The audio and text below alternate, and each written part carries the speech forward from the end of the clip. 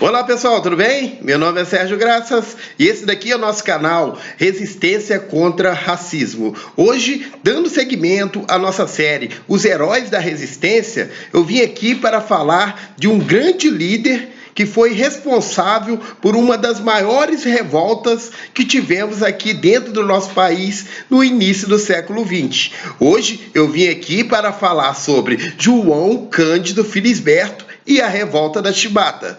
Se você ainda não conhece essa história, fique aí até o final, curta, compartilhe, faça o seu comentário e venha comigo!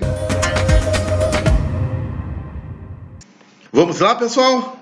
João Cândido nasceu em 1880 no estado do Rio Grande do Sul. Filho de ex-escravizados, aos 14 anos ele ingressa na Marinha do Brasil, instituição que na época era composta por 90% entre negros e mestiços. A maioria dos marinheiros, assim, era composta por pessoas pobres, que geralmente eram filhos de escravizados ou ex-escravizados e que recebiam ali salários irrisórios e eram humilhados constantemente. Os castigos físicos haviam sido abolidos em 1890 pelo Exército, porém a Marinha ainda insistia com essa prática das chibatadas, que recaíam principalmente sobre os marujos, pois eram eles que ocupavam a base da hierarquia militar. João Cândido entrou para a história como o grande líder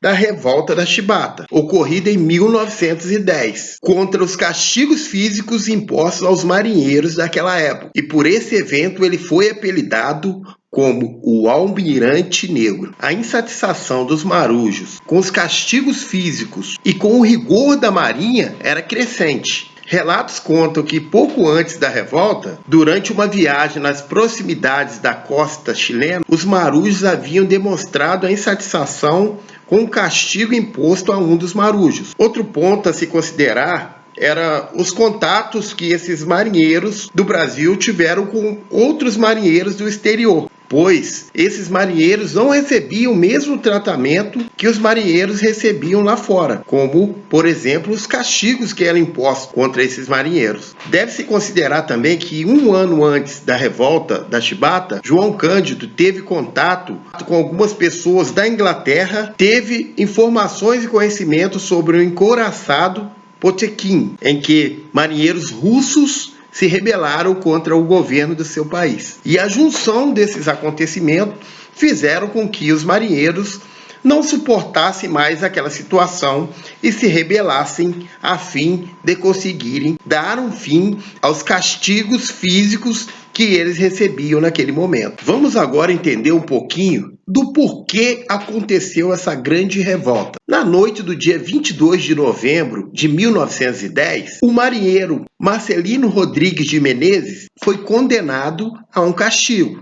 E esse castigo era para receber 250 chibatadas. Logo no início, o rapaz recebeu 25 chibatadas, não aguentando, não suportando e vindo a desmaiar. Porém, continuaram aplicando o castigo nessa pessoa. O fato fez com que centenas de marinheiros se rebelassem contra essa situação. A insurreição liderada por João Cândido teve início a bordo do Minas Gerais, mas acabou atingindo outros navios, que tiveram seus comandantes destituídos. Houve grande luta, algumas pessoas reagiram, algumas pessoas não aceitaram aquela situação e acabaram mortos pelos marinheiros. Horas depois, cerca de 2.000 marinheiros já tinham sob seu comando os principais navios de guerra da esquadra, mantendo seus canhões apontados para a cidade do Rio de Janeiro, que naquele momento era a capital do nosso país. E ali naquele momento eles exigiam o fim dos castigos físicos aplicados aos integrantes da Marinha.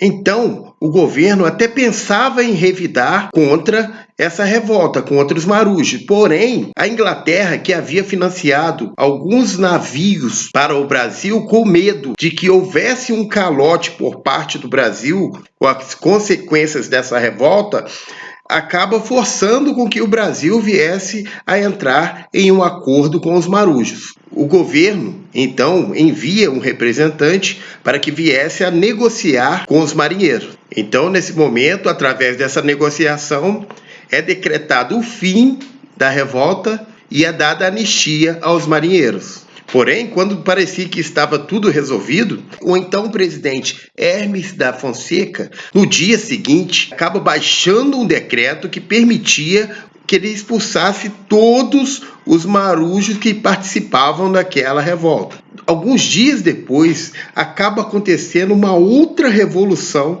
no batalhão naval, sem nenhuma ligação com o que aconteceu na revolta da Chibata. João Cândido, que ainda estava integrado à Marinha, era contra essa nova revolução, tanto que ele se ofereceu a participar de uma investida contra essa revolta. Porém, além de não aceitarem a ajuda de João Cândido, ele acabou sendo preso. 18 marujos foram levados para um batalhão naval na Ilha da Cobra, no Rio de Janeiro. Apenas João Cândido e mais um companheiro conseguiram sair dessa prisão com vida. Os outros 16 marinheiros morreram sufocados, pois a prisão era lavada com uma solução de água e cal, que quando a água evaporava, o cal penetrava nos pulmões dos marinheiros, fazendo com que eles viessem a morrer. João Cândido foi banido da Marinha e chegou a ser enviado para um hospício. Foi absolvido, mas nunca deixou de ser vigiado pela polícia. Foi vigiado até mesmo no seu enterro. Tinha ali policiais à paisana. Teve 12 filhos de 4 casamentos. Nunca mais conseguiu arrumar um emprego fixo, pois ele era perseguido e assim que ele arrumava qualquer emprego, ele não parava ali, por pressão das pessoas que estavam ali vigiando, que não permitia com que ele viesse a ter uma vida normal. Passou o resto da vida trabalhando como estivador na Praça 15, no Rio de Janeiro, e fazendo biscate em todo momento. Morreu em 1969, aos 89 anos de idade, e infelizmente morreu no anonimato. João Cândido, na época, morreu no anonimato, porém deixou seu grande legado. E para nós que estamos aqui nos dias de hoje, é um grande exemplo para que nós possamos continuar essa luta, continuarmos com as armas que nós temos e continuarmos a causar uma grande revolução para nosso povo preto. Revolução do conhecimento preto. Resistência sempre.